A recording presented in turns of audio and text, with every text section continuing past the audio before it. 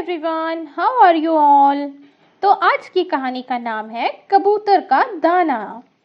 बहुत समय पहले एक कबूतर था। वह एक बार जो ठान लेता था उसे पूरा करके ही रहता था। एक दिन उसे कहीं से दाल का एक दाना मिल गया, लेकिन समस्या यह थी कि वह दाने का छिलका उतारे बिना उसे खा नहीं सकता था। इसलिए वह दाना लेकर चक्की के पास गया और उसने उससे दाने का छिलका उतार देने को कहा, लेकिन वह दाना चक्की के अंदर गिर गया। कबूतर ने चक्की से अपना दाना वापस करने को कहा। तब चक्की बोली, बढ़ई से जाकर बोलो कि वह मुझे चीर कर दाना बाहर निकाले। तब कबूतर ने बढ़ई के पास जाकर उससे चक्की को चीरने को कहा, लेकिन उस समय किसी अन्य काम में व्यस्त होने के कारण बढ़ई ने उस समय कबूतर की बात नहीं सुनी। कबूतर ने इसे अपना अपमान समझा और उसकी शिकायत करने राजा के पास पहुंच गया। जब कबूतर राजा के पास पहुंचा तो उस समय वह अपने किसी मंत्री के साथ बातें कर रहा था।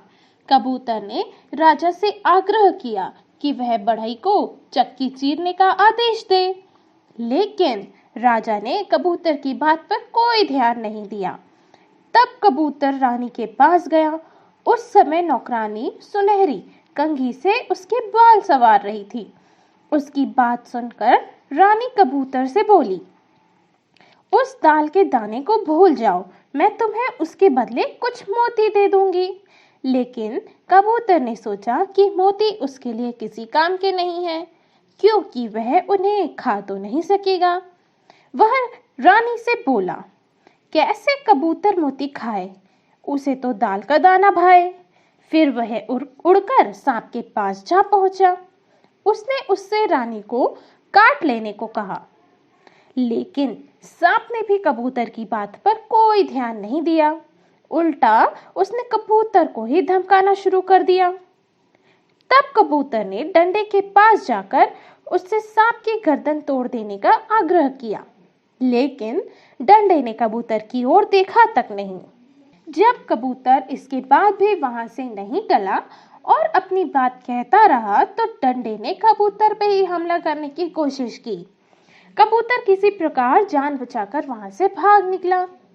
फिर कबूतर ने आग से उस दुष्ट डंडे को जलाकर राख कर देने को कहा, लेकिन आग ने भी उससे अनुरोध पर कोई ध्यान नहीं दिया, क्योंकि बहुत से पशु पक्षी इस तरह के प्रस्ताव लेकर रोज उसके पास आते रहते थे।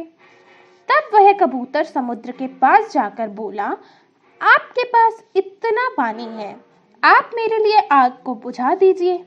लेकिन समुद्र ने उसकी बात पर ध्यान नहीं दिया।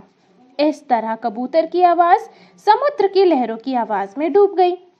फिर वह विशालकाय हाथी की सूंड पर जा बैठा और उसने उससे समुद्र को सुखा देने की प्रार्थना की। हाथी ने कबूतर पर कोई ध्यान नहीं दिया और आराम से पत्तों का भोजन करने में जुटा रहा। तब कबूतर अपने घनिष्ठ मित्र चींटी के पास गया। चींटी ने ध्यान से उसकी सारी बात सुनी और तुरंत अपनी सेना के साथ हाथी को सबक सिखाने चल दी। इतनी सारी चींटियों को एक साथ अपनी ओर आते देखकर हाथी डर के मारे समुद्र को सुखाने के लिए दौड़ा। समुद्र भी गुस्से में हरे हाथी को देखकर घबरा गया और बोला, मुझे सुखाओ मत, मैं आग बुझाने के लिए तैयार हूँ। फिर तो एक एक करके सभी काम में जुट गए। आग ने डंडी को धमकी दी। डंडा सांप के पीछे दौड़ा। सांप रानी को काटने के लिए गया। रानी ने राजा के कबूतर के साथ इंसाफ करने को कहा और राजा ने बढ़ई को तुरंत चक्की चीरने का आदेश दिया।